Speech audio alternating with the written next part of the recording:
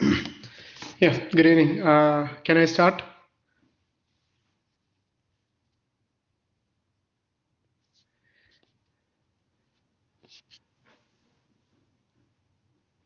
Yeah, great. Thank you. I'm going to start the lecture. Well, today's lecture is on orthodontic diagnosis. So when you come to level 11, this is one of the most important things that you will be doing in your clinical session. You'll be learning how to do diagnosis and treatment planning. Now, this is actually two-part lecture, but we are doing it in one. And the treatment planning part, we will explain it as we go along. Okay, so what is diagnosis and how is it performed in orthodontics? Uh, in your internship also, this is going to help you out in differentiating an orthodontic case from a non-orthodontic case. And if it is necessary, only you need to call the consultant who is there on call.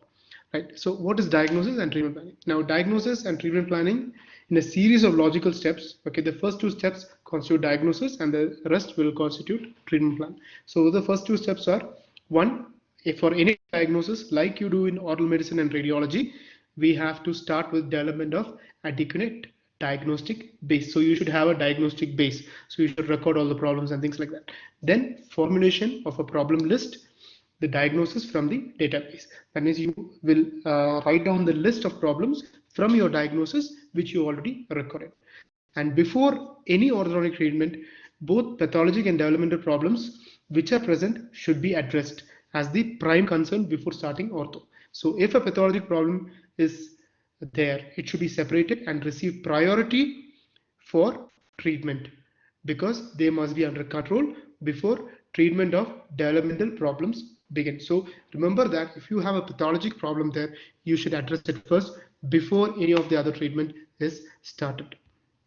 So that's one of the most important things that we look into there. Okay, now what is this chart all about? This chart is nothing but what you do in your diagnosis and how you go about it. Okay, there is nothing else in this chart. I will explain to you. Yeah, so the first one is interview. Okay, in an interview you will take the history of the patient and the reason for treatment. Okay, then you will do the clinical examination where you check the health of the tissues, the functions of the jaws, the facial proportions. All those will come into detail. Okay, and then you have to take dental records. You have to take whether the there is alignment, there is any alignment issues, if there is any aesthetic problems because of this. Okay, you have to check in transverse relationships if there is a crossbite, anterior posterior relationship, overjet overbite, class 1, class 2, class 3, and vertical relationship, open bite and deep bite. So all this has to be recorded, and along with this record you're supposed to take your dental records, that is impressions and x-rays. Okay, once you have all this done, you have a database, and based on this database, you start your problem list. Now you'll address, as I told you, the pathologic problem first. That's why we have given a separate arrow here and addressed pathology, caries, perio, etc. controlled before orthodontic treatment is started. So you have to have the pathology controlled before you do ortho treatment. Now, once your pathology is controlled, you have the problem list with you, you start with 3 plans minimum. Okay, if there is no plan, then it's just a single plan, then you can explain to the patient that it says a single treatment plan. But usually in most of the cases, especially if it's a surgical case and things like that, patients will refuse to do surgery. So we'll have to do something called camouflage or minimal treatment that is required for the patient. So always have the first ideal plan as plan A. If there is any modifications in your plan and the patient doesn't want the real plan, then you should have plan B and then plan C. Now, some cases you will have, to use functional appliances. So plan A, functional, plan B, extraction, non-extraction, and plan C if surgical or non-surgical, if it is there. And if the patient doesn't want surgery, along with all this, you have to devise another plan D for it. So you have to have, based on your problem list and the priority of the patient, your treatment plan ready. Now, once you have this plan ready, you evaluate, you interact, you compromise on the patient's cost and benefit things, okay, whether the patient is able to afford the treatment or not, okay, and other factors that are involved into it. Now, the If it's a child patient, make sure you take the parent consent before you start a treatment. Whatever the scenario is, make sure the consent of the parent is taken prior to your treatment. And alternative plans should be explained to the patient and the parent. Okay, and you should also take the patient input, and once you have everything ready, make sure the patient signs the informed consent form before starting your treatment. Once informed consent is signed and the treatment plan is explained, the patient has accepted the treatment plan, and that's the treatment plan concept. And the details of the plan should be explained once more to the patient before you start. So everything should be signed and documented before you start a treatment. Okay, now what's the sequence of treatment planning in your mind? Prioritization of the items on orthodontic problem list. Now, once the pathology is done, you are ready for orthodontic treatment plan. Remember, when the patient comes for orthodontic treatment plan, unless and until there's a pathology involved into it, you directly go to the orthodontic diagnosis. If there's a pathology involved, you prioritize for the pathological part. Then you talk about the orthodontic part. So prioritization of on the orthodontic problem list. So the most important problem receives the highest priority for treatment. So the most important or that concerns the patient the most will be given the highest priority. Consideration of possible solutions to each problem. Now, if there's a problem, then you have to make sure that you have a solution to it. Okay, or be able to explain that this can be done, or this is how it can be done, or this cannot be done according to what the patient wants. This is the only way to do it. If they want, they take it. If they don't want, they will avoid the treatment. So evaluation of interactions among possible solutions to individual problems. So you interact and make possible solutions or come to a agreement to some treatment plans. Okay, development of alternative treatment approaches. So plan A, plan B, plan C, or plan D, and determination of final treatment concept with input from the patient and the parent. Selection of specific therapeutic approaches. Now you have heard about Invisalign treatment, extraction treatment, fixed mechanotherapy, a lot of things, lingual orthodontics. So whichever the patient opts for and the patient can afford, that we give to the patient once the patient has signed the consent form.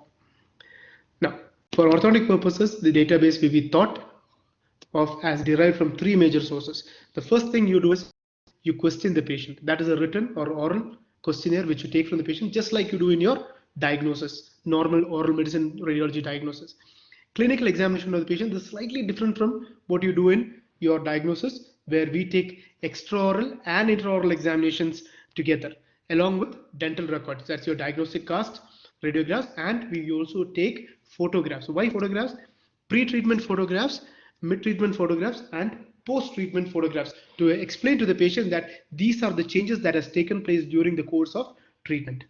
Okay, and this will help you to understand whether you have brought about any change in the patient, or if you have made any alterations in the way you have treated the patient. So all this is important to see the pre and post of the patient, that you take the records.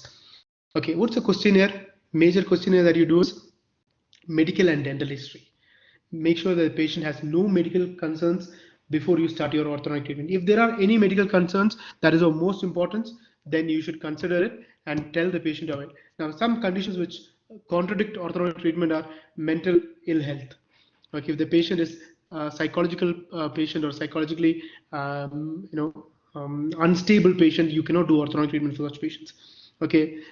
Second, if the patient is got a severe issue like cancer, there's no use of doing orthodontic treatment unless another patient says, no, I'm ready to spend money, I want my ortho treatment done. But then again, you have to take the patient consent and the physician's consent before you start such cases, because usually such cases are compromise cases and you might run into trouble.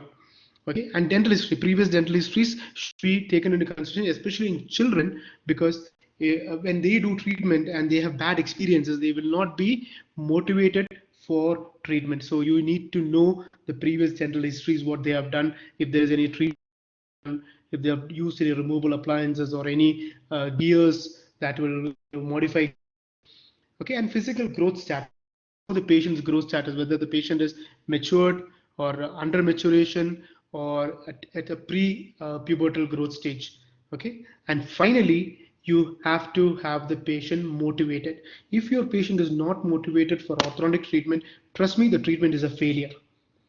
Okay, without motivation, if you start orthodontic treatment, the treatment is a failure, especially in kids who are forced by their parents to do orthodontic treatment. Okay, second problem is the patient expects a lot. Now they think they'll become supermodels after they do orthodontic treatment. No, they don't become supermodels after they do orthodontic treatment. To an extent, yes, we can do some growth modification and make them look better, but they don't become supermodels. Okay, and other is socio-behavioral factors, the behavior pattern of the patients, cooperative, non-cooperative, all those things. All right. So this should be taken into consideration before you start. Now, what general examination we do for the patient? Other than your history taking, we do some general examination. Now, remember, for an orthodontist or a person who is doing orthodontics, the treatment or the general examination of the body starts from the right from the moment the patient walks into your clinic. So from the time your patient enters the clinic, you will note the patient from head to toe for any issues or any problems. So first thing, height and weight. You check the height and weight of the patients, because if the patient is malnourished, okay, the patient's growth status will be affected. If the patient is overnourished and hefty, the growth will be will be delayed or stunned because of the overweight of the patient. So height and weight is very important to be measured. Gait. What is gait? Is the way the patient walks. Now, if the patient has a walking disorder, remember that anything that affects your spine will affect your neck, will affect your face. Okay, so it's all linked. So any problem in the way the patient walks, especially patients with scoliosis, okay, polio, you will see tremendous amount of changes in their occlusal patterns and the facial developments, because everything is linked to your spine and your head and your face. Okay, the posture, how the patient stands and how the patient is built. Okay, finally the body built of the patient. Now, when I say body built, the first thing that you look at to my slide here, you'll see aesthetic. Now remember, aesthetic does not mean ideal. Okay, here aesthetic means a thin physique, a very thin person, malnourished person. Usually these people have narrow dental arches, and usually narrow dental arches are associated with long face. Okay, long face and narrow head and narrow dental arches. Plethoric. What is plethoric? Means obese, fat. Okay, square dental arches, square faced and square dental arches. Athletic. Now here is something what we consider to be normal. An athletic person is a normal built person, okay, or a well built person with normal dental arches. Now those are the three types of body builds that you have to know. So aesthetic, plethoric and athletic. Clinical evaluation. The first thing that you check in a patient here when the patient comes to your clinic, okay, evaluation of your oral health. So medical and dental problems should be under control before orthodontic treatment starts. I already told you this. Okay, treatment of any pathologies, caries, perio problems should be done before orthodontic treatment starts. Restorations, crowns are usually not placed until after orthodontic treatment, but some cases where we need molar anchorage, we ask the patient to go for molar crowns. But we tell the patient if it's ceramic, we'll be etching it and the ceramic will have to be replaced. And check for mucogingival problems, which are often dealt prior to your orthodontic treatment. Now, evaluation of your facial and dental appearances. Now, what we do is we take it into three different parts. Any diagnosis you do for orthodontics, remember we do it in three different parts. The first one is called macro aesthetics. That is your extraoral features. Okay, macro aesthetics, what you see outside. Intraoral features is your mini aesthetics, okay, and your micro aesthetics. Okay, mini aesthetics is usually this the smile framework, how the upper lip is, how the lower lip is, how the upper lip follows the how lower lip follows the upper arch while smiling. What is smile arc? Is there excessive gingival display? Okay, is there excessive tooth display? Is there inappropriate tooth display? Is there excessive gingival display? Is there an inappropriate gingival display? Is there excessive buccal corridors? All this come under the smile framework. When you smile, you see all these things. So that's why it's called the smile framework or the mini aesthetics. The micro aesthetics is your tooth proportion, your tooth height, your tooth width, your gingival shape, gingival contour, your connectors and embrasures, black triangles, your color of your tooth or your tooth shade all come under micro aesthetics. Now let's take one by one in detail. When I say extraoral examination, we start with macro aesthetics, and first thing you do in macro aesthetics is the shape of the head. So you have to actually look from above the patient and see the shape of the head. What is the shape of the head? Mesocephalic. Now cephalic means head. Okay. Meso means a round or oval shaped head. That is mesocephalic. If the patient has got a round or oval shaped head, that is a normal head and it's called mesocephalic. Now mesocephalic is usually associated with an athletic body or a well-built body.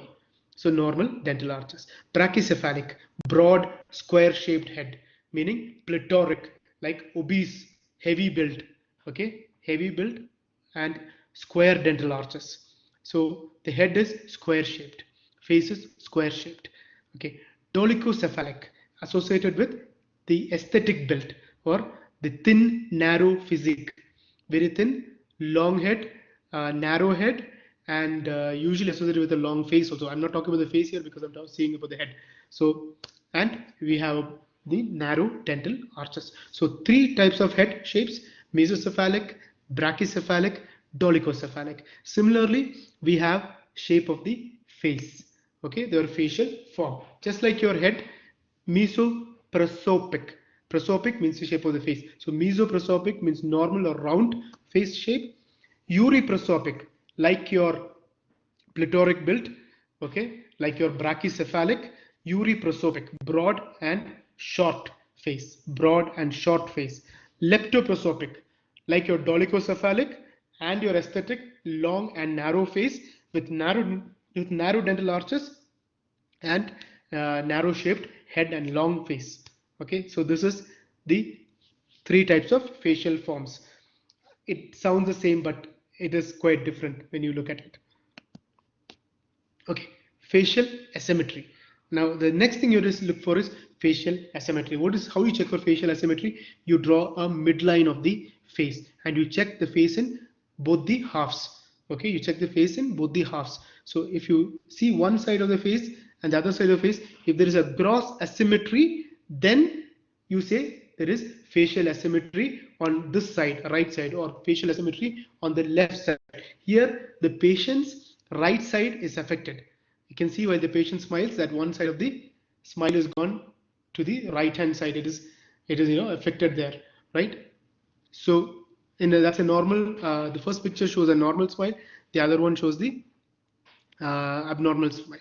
Okay, I'm sorry, the abnormal smile. Okay, so you can see that the smile is more deviated towards the patient's right side, whereas there is no change on the left side of the patient. Sorry, did I say the right side is affected? I'm sorry, the patient's left is affected because I'm talking here.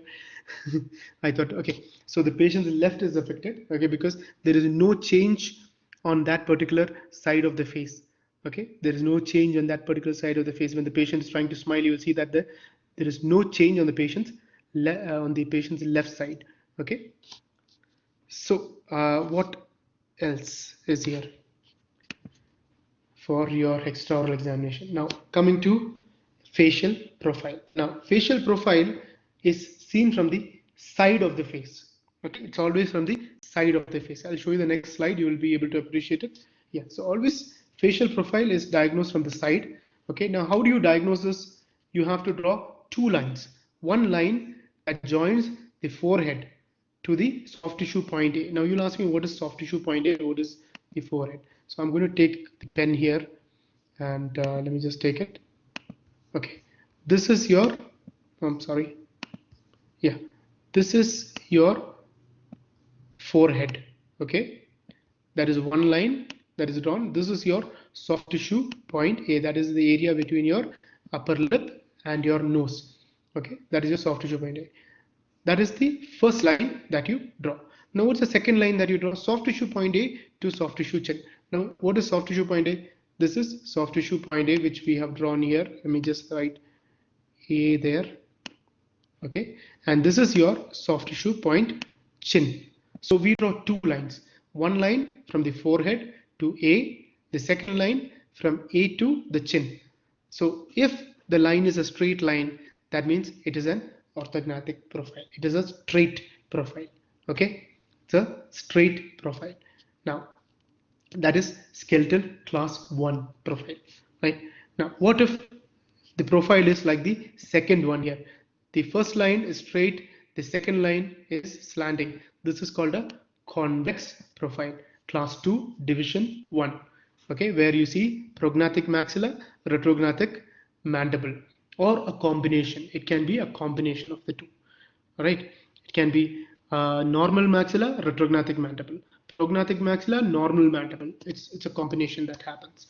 Okay, class 3, just like convex, it is concave profile, where you will see the first line straight and the second line more anteriorly placed. So it can be because of your normal maxilla and prognathic mandible, or prognathic mandible and retrognathic maxilla, or normal mandible and retrognathic maxilla. So that's again a skeletal class 3. So it's again a combination. Okay, so this is how you see for your skeletal profile, or your profile: straight profile, convex profile, concave profile. All right, facial divergence. How do you determine facial divergence? Now, just like your profile, for facial divergence, we don't draw two lines, we just draw one single line, that is from your forehead to your chin directly, like this, one straight line from your forehead to your chin. Before we had 2 points for the facial profile, one like this and then one like that. So whether if convex or concave or whatever, we had to determine. Now here we don't have to do the 2 lines, here just a single line from the forehead to the chin. Okay, now if the line, okay, is moving more anterior, like this picture here, wait, if the line is gone more anterior like this picture here, that means it is anterior divergent. If it's behind, it is posterior divergent. This is normal divergence or straight. Okay, so anterior divergent and posterior divergent. Now, what is the anterior posterior assessment of the jaw? How do you check? You have to check if it's class 1, class 2, or class 3. Now, we already saw this in one way. There are 2 methods of doing this. Okay, we have to see if it is retrognathic, prognathic, or bimax protrusion. So, how do you do the anterior posterior assessment? Now, this is one method. It's called the 2-finger method, where you keep the pointing finger on soft tissue point A. You keep the pointing finger on soft tissue point A here. Okay, and you keep the second finger or the middle finger in the point between your lower lip and your chin. This is called soft tissue point B. Okay, so you keep one finger on soft tissue, the pointing finger on soft tissue point A, and the other finger on soft tissue point B. Right, that is, if the hand is straight like the first picture, it is a straight profile. Now look at the picture number B. You will see that the hand is slanting in this direction. Okay, it's slanting in this direction. So this is typical for a class 2. Why? Because the middle finger here has gone more inside, than your pointing finger, right? And the third scenario is class 3, just vice versa of your class 2, where your middle finger has come outward in this direction. See, it is slanting in this direction, so more outward, right? So that is class 3. Now if you see this direction change by using the finger method, then you can say it is class 1, class 2, class 3.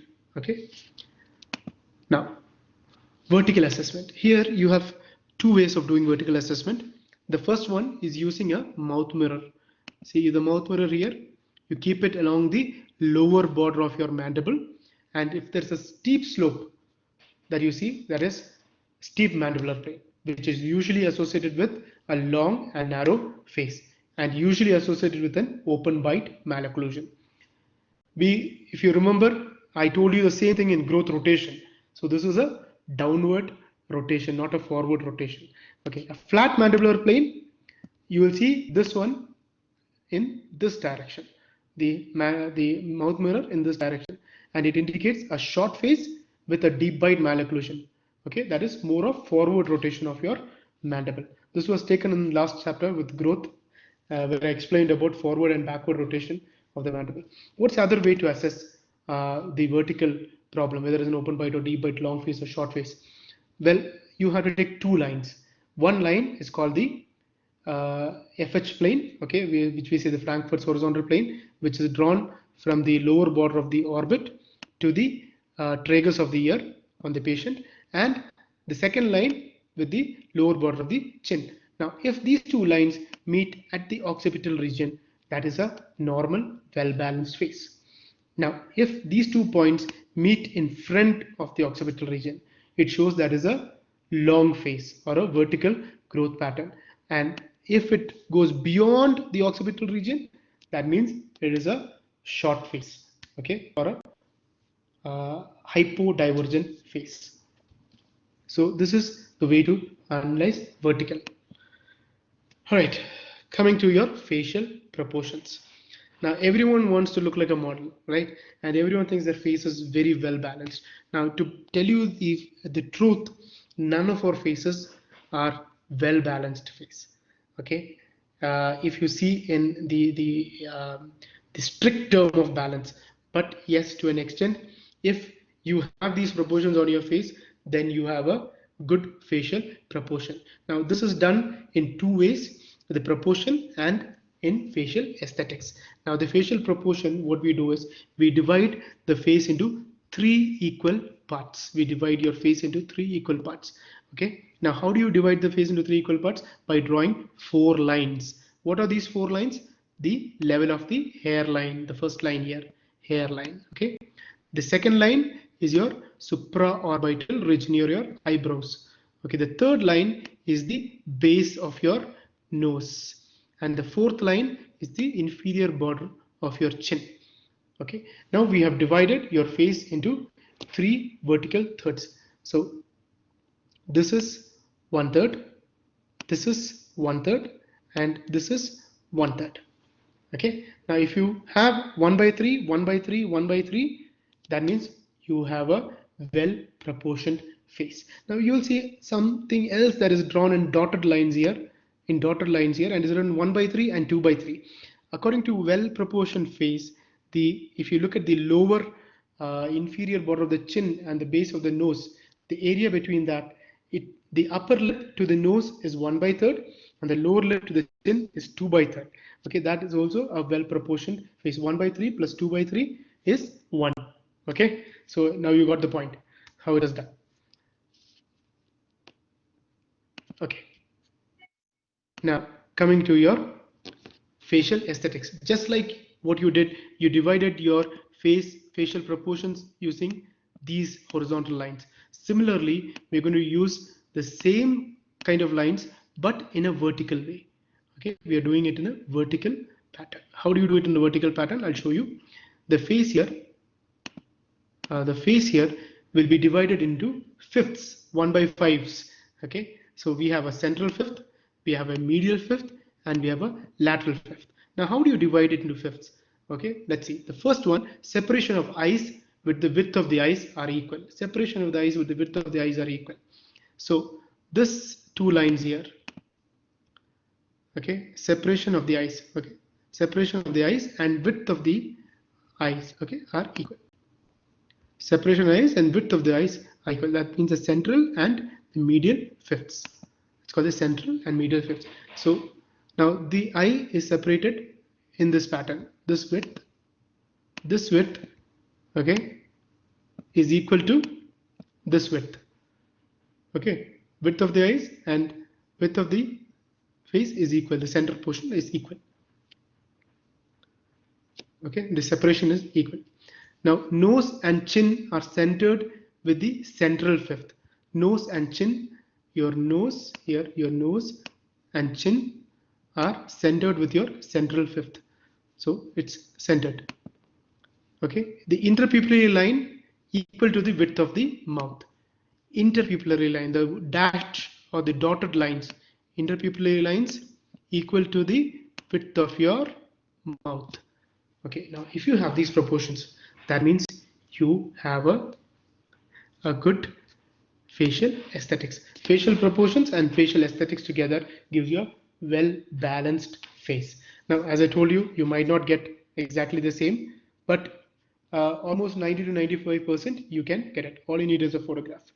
Okay, once you take your photograph and you divide your face into so and so parts, you can get your proportions and your widths, aesthetics. Okay, Evaluation of your lips. So lips also extraoral feature. So lips, whether lips are competent, whether lips are incompetent, whether lips are everted or potentially incompetent. Now, what is competent lips? Competent lips are those lips which form a normal lip seal at rest position. At rest position, if you have normal lip seal, that means it's a competent lip. What is incompetent lip? Incompetent lip is usually associated with a short lip, and you have an interlabial gap. A gap between the two lips is more than 3 to 4 gap is there, and is usually seen in class 2 division 1 with a short upper lip, okay, where the lips fail to form a lip seal. That's incompetent lips. And everted lips are weak lips where the muscle hypertonicity is lost. It's hypertrophied lips. Okay, and the lips are sagging, or the lower lips are usually associated. Lower lips are sagging downwards. Okay, potentially incompetent lips. The lips are thick. Lips are good length, good thickness, but the lips cannot close. Why? Because of your proclined upper and lower incisor teeth. That is called potentially incompetent lips. Now let's take a look at the picture here. The first picture, lips are normal lip seal, that is competent. Second, incompetent lips where the upper lip and lower lip gap is more than 4 mm. Everted lips, can you see the lower lip is hanging or sagging more than the upper lip? Okay, and potentially incompetent lips, the lips are normal, but because of the proclined incisors, they cannot close. The patient has to forcefully close. Okay, so that is why you call them potentially incompetent lips. Examination of your nose. Now you'll ask me, doctor, why orthodontics is involved with nose? Well, nose is one of very important feature in the face, okay, because it helps you in breathing. And when something is affected, like breathing, that means it will affect your airway. And airway is affected, it will affect the way you breathe. You'll start breathing from your mouth. So you'll become a mouth breather. Mouth breather are usually associated with long face syndromes, okay, where the patient tends to look, sleepless. That patient has not slept for a long time with protruded eyes and long face, open bite. Okay, why? Because the incompetence in breathing.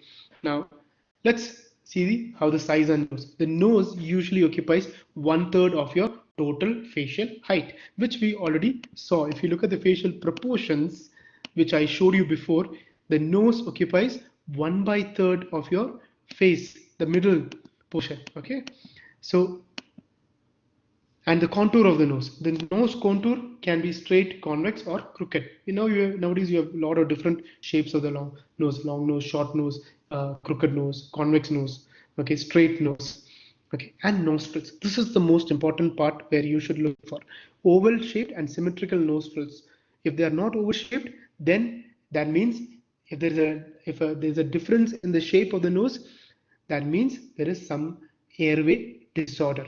That means the patient has got some airway problem in breathing. So usually these people, they are either mouth breathers or combined breathers depending upon the severity of your stenosis. Okay, depending on the severity of the stenosis, they are either mouth breathers or combined nasal and mouth breathers. So you should look for airway and nasolabial angle. Now this is usually associated with whether your nose is upward or downward, or your lip is flat or full. But the nasolabial angle usually in normal patients is 110, but extraoral examination, when you do, never say 110, just say normal nasolabial angle, or you say acute nasolabial angle if this angle is less. Okay, like here, this is acute. Okay, or obtuse nasolabial angle if it is more. Okay, so this is a normal nasolabial angle there. Examination of your chin. Always look for hyperactivity of the mentalis muscle. Now, people with class 2 division 1, okay, one of the classic features in class 2 division 1, I'm sorry you haven't come through malocclusion. That's why class 2 division 1, division 2 will be a little difficult to understand. But tomorrow, Dr. Kamran will be taking malocclusion at 7. So he will tell you in detail about class 2 division 1, division 2, class 1 and class 3.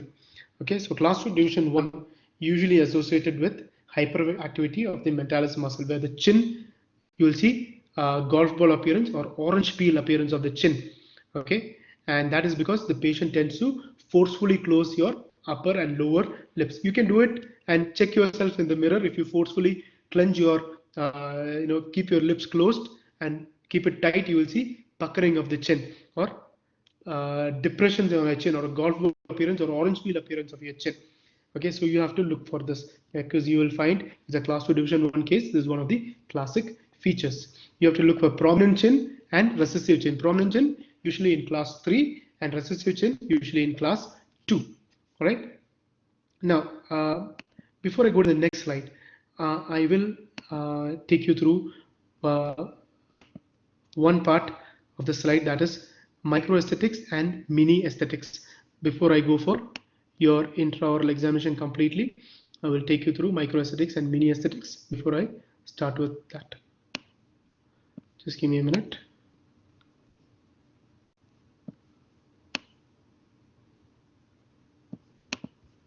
Okay. Mini aesthetics. Okay, coming to mini aesthetics, smile analysis. There are two types of smiles. Okay, one is a post or a social smile, and a normal smile, emotional smile. Okay, normal emotional smile and post smile. Post smile is something that you do in a social gathering, where you see a person, you give a smirk, a smile. Okay, which is reproducible. You can reproduce it. But an emotional smile is when you're really happy, or when you're sad, or you're sad, you give that smiley faces, remember. So happy and sad, okay, emotional, with your emotional variations, your smile differs. So that is not reproducible every time. A post smile is reproducible because you're forcefully doing it out of your own will. Okay, so that is smile analysis, and you have to check for your smile arc. I'll come to all that now. Okay, in smile there are three analysis. In smile analysis, there are three things which we need to consider. The first thing, when a patient smiles, you have to see for the gingival and incisal display. Second, you have to see the transverse dimension of the smile related to your upper arch. And finally, your smile arc. What are these? The guideline is that elevation of the upper lip on smile should stop at or near the gingival margin. Okay, so that all the upper incisors are seen. This is a normal smile, and that much of gingival display, 1 to 2 mm of gingival display, is seen. Okay, transverse dimension, broad smile may be attractive than narrow smile, meaning the amount of buccal corridor is being displayed while smiling. But excessive buccal corridor display, it is very unesthetic to see more of buccal corridor display. Okay, they will appear really dark, and that might look very bad or unesthetic. Smile arc. Now, the first picture you will see is that the same lady, okay, before orthodontic treatment, you will see that she's got a flat smile arc. She looks old. See this? Flat. Okay, flat smile arc. She looks old. But look at her after the picture. You will see this pattern. The lower lip is following the upper incisors. So smile arc is defined as a contour of the incisal edges of the maxillary anterior teeth relative to the curvature of the lower lip during social smile. Okay, so the lower lip should contour with your incisors, upper incisors. If the upper incisors are not contoured properly or not at the proper level, it will look very flat and you look much older. So flattened smile arc can pose either or both of the problems. It is less attractive and can make the patient look much older. Okay, much older. Now with smile arc, I will just go back to your intraoral examination. Okay, I'll go to the intraoral examination in the previous slide there. Just give me a sec. Let me go back. Okay, intraoral examination. We start first with your examination of soft tissues. Okay, you start with your gingiva, you start with your number of teeth present, you start to analyze if the tongue is normally positioned, if your palate is normally positioned. Okay, so what do? Examination of the tongue, position of your tongue, very important. If your tongue is normal or is moving in a normal way or not. If there is a tongue tie, that means there is imbalance of forces in your tongue, lip and cheek muscles. So if you remember my first lecture, I told you equilibrium theory, that the face is well balanced. We have learned the same thing in periodontics. Okay, well balanced, the forces of the lips and cheeks will counteract the forces of your tongue. The tongue pushes from inside and your cheeks and your lips push from outside. So if one of these forces are imbalanced, that will cause that kind of malocclusion. So if your tongue is tied, that means the tongue cannot put enough force outside to counteract your cheek and lip muscles. So what happens?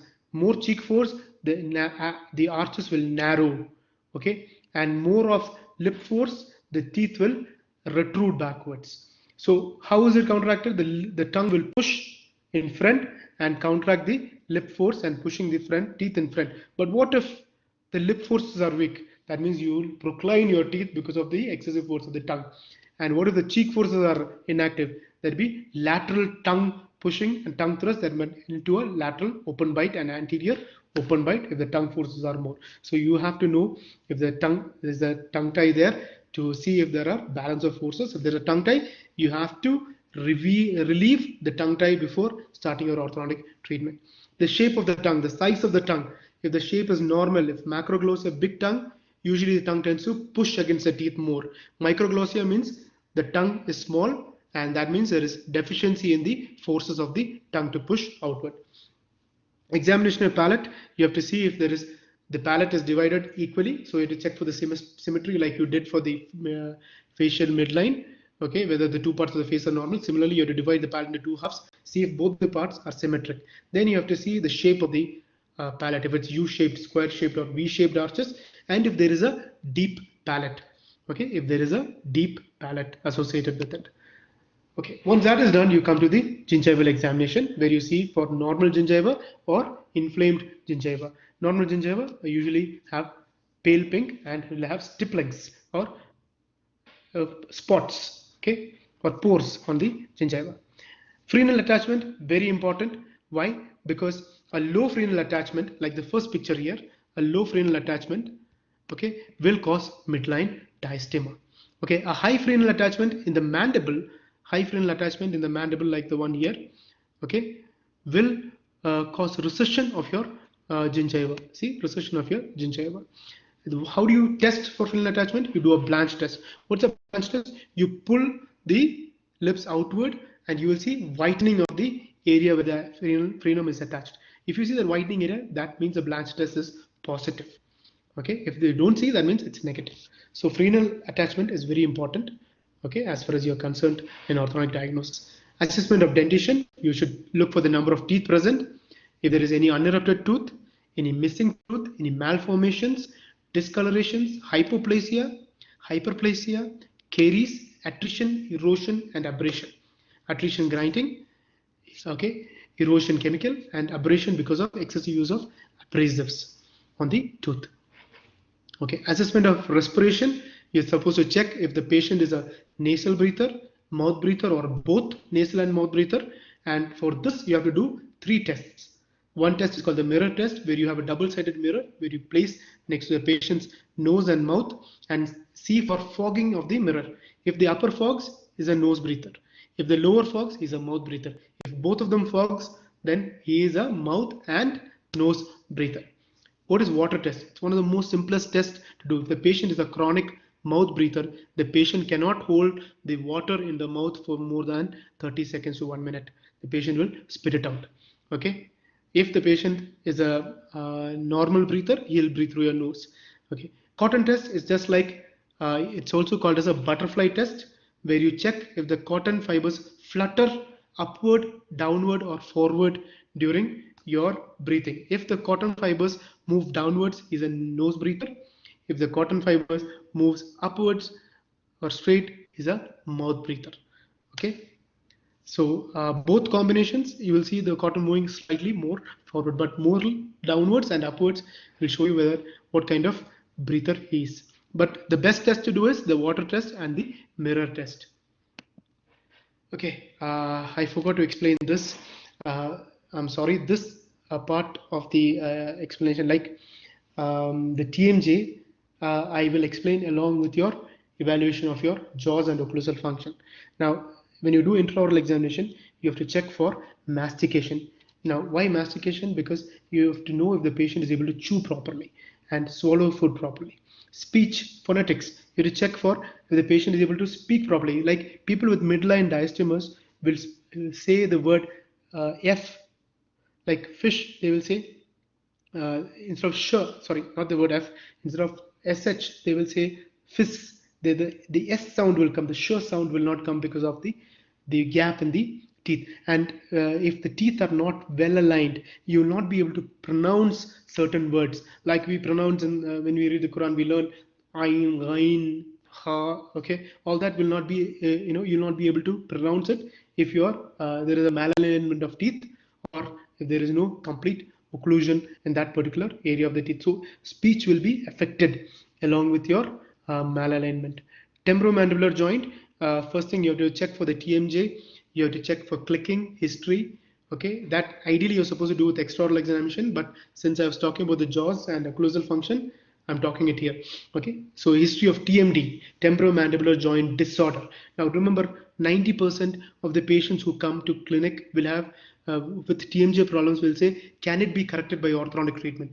Tell them very clearly, unless and until your TMJ issue was caused by an orthodontic treatment, it cannot be corrected by orthodontic treatment alone. There are other methods to do this, and one of the methods is surgery and palliative treatment. Okay, you check for signs of TMJ problems, TMD problems, okay, and you have to check for your CR and CO, centric relation and centric occlusion shifts. Okay, so you ask the patient to open and close the mouth and check for how the mandible moves. Okay, now how do you do extraoral examination for your TMJ? You do auscultation, palpation, functional analysis, and radiographic examinations.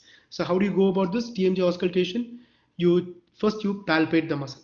Okay, you check if the TMJ muscle is hardened or tightened. In patients is clenching or bruxism, you will see this as tight muscles in the TMJ. Okay, you check for those muscles. Second, you can see if the patient, the TMJ is moving out and in while palpating. While touching, you will see, ask the patient to open the mouth, close the mouth, and you will see the TMJ moving, the head of the condyle moving outwards and inwards while doing it. Okay, you check for functional analysis, mandibular exclusion, occlusion, resposition, premature contacts, and dysfunctions of the TMJ. And finally, you do radiographic examination like the picture shown below to see if the TMJ with the mouth closed and with mouth open. So if the TMJ, the head of the condyle moves outwards, or is it still inside the eminence area? Okay, symptoms is crepitus and clicking. When you open and close the mouth while palpation, you will have crepitus, clicking, and pain because of the tensed muscles. Okay, functional analysis, you will see dislocations, hypermobility, limitations in opening, deviations, orofacial dysfunctions, and dislocation, changes in shape and structure of your TMJ can be seen in your radiograph. So this is how you do your TMJ analysis. It is important you do this in a normal routine if you're doing an orthodontic case with a TMJ, known TMJ problem. If you don't know, that's fine. But if you have a non-TMJ problem and you are doing orthodontics, as far as an orthodontist is concerned, he has to take these pictures and x-rays before starting off orthodontic treatment to explain to the patient that these are the limitations of orthodontic treatment. You cannot correct your TMJ issue with it. Okay, coming back to your intraoral evaluation of swallowing, you should check if the patient has got a visceral swallow. What's a visceral swallow? It's an infantile swallow. What is an infantile swallow? Infantile swallow is where you see in babies, they don't have teeth, they have gum pads, and you will see the tongue is pushed outward into that open anterior area, and the patient suckles on milk. Not sucks on milk, suckles on milk. That's infantile swallow. Mature swallow is when you keep your tongue above the palate, behind the upper incisor teeth, just above the palatal area, and you swallow your food. Retained infantile swallow is when in an adult you see the tongue being pushed against the teeth and there is an anterior open bite and the patient pushes against this anterior open bite to prevent food from going out, and you push against the teeth, and it is called as a retained infantile swallow. Okay, so that's all about your diagnosis. But how do you come to a treatment plan? So diagnosis, you have your problem list based on your patient's problem. Okay, but how do you come to a treatment plan? Now, there is no perfect classification for orthodontics. If you come next chapter, when Dr. Abdullah Kamran explains, he will tell you that angles classification is not exactly ideal, but that's what we follow. But there's a combination that you have to do when you come to your level 11 clinics. Okay, what is this? One is you have to check for, okay, certain problems. Like angles classification has got its disadvantages. Like it does not tell you about skeletal deformities. It only tells you if the molar is present, class 1, class 2, class 3. Okay, there is no anterior teeth and anterior overjet, overbite. Nothing is evaluated in angles classification. The vertical problems, open bite, deep bite, is not addressed in angles classification. Okay, the skeletal problems, transverse problems like cross bites are not considered in angles classification. So in order to come to a perfect classification, they devised a new classification called the Ackermann profit system. Okay, where you divide it into group 1, group 2, group 3, group 4, and group 5. Now what is this group 1? Is intra-arch alignment. You check for if the teeth are normally placed, if there is crowding, or if there is spacing. In group 2, you check for the profile. You check for the anterior divergence, posterior divergence, if the face is convex, concave, or straight. Okay. In group 3, you look for transverse deviations like crossbites. In crossbite, you check if it's a skeletal crossbite or if it's a dental crossbite. Now, dental crossbite is usually associated with teeth. Skeletal crossbite, if it's usually associated with your constricted upper or lower arches or widened lower and upper arches. Okay. Group 4, you have sagittal deviations, that is anterior posterior, class 1, class 2, class 3, and you have to check if it's molar relation class 1, class 2, class 3, or skeletal class 1, class 2, class 3. Okay, maxilla and mandible, prognathic or retrognathic. Okay, and vertical, open bite, deep bite, open bite anterior, open bite posterior, deep bite anterior, or collapsed bite. Now, what is a collapsed bite? Is when your upper arch completely covers your lower arch. That is called a collapsed bite. Okay, that's called a collapsed bite. Fine. So this is the Ackermann profit system. This is what you follow mostly in your level 11 diagnostic system. All right. So that comes to the end of your lecture. And if there is anything that I can explain more, please kindly ask me. I will explain. If you didn't understand anything, as I said before, please bring this bring it up to your practical sessions where we are there with you. You can come and ask us, or during our office hours, if you're free, you can definitely meet us and talk to us in clinics, wherever. Okay, I can still sit and explain more to you if you want. So please kindly let me know if you have any issues. Thank you for coming, and sorry for the long lecture. I told this lecture will be 1 hour at least. So yes, thank you very much and have a nice night. All right, good night. Take care.